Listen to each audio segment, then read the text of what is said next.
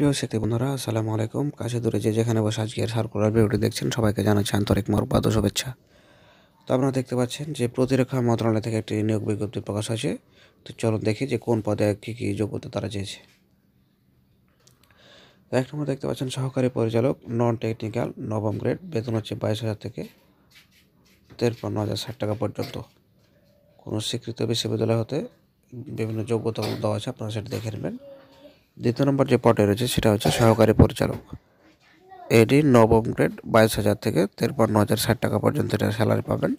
শিক্ষাগত যোগ্যতা দেওয়া আছে, এটা আপনারা দেখে নিন যে আপনার যোগ্যতার সাথে সেটা মিলে কিনা। সহকারী প্রোগ্রামার, নবম গ্রেড, এটা হবে 22,000 থেকে 53,060 টাকা পর্যন্ত।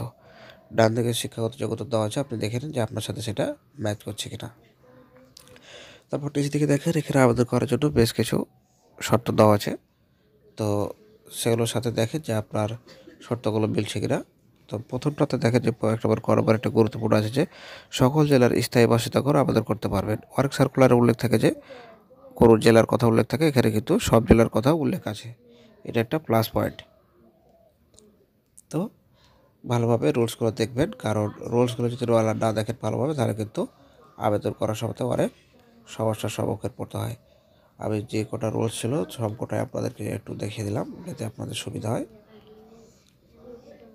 তো দেখেন 6, 7, 7-এর কয়েকটি অপশানগুলো আছে, সবগুলো আপনাদেরকে আমি জুম করে দেখিয়ে দিলাম যাতে আপনাদের সুবিধা হয়।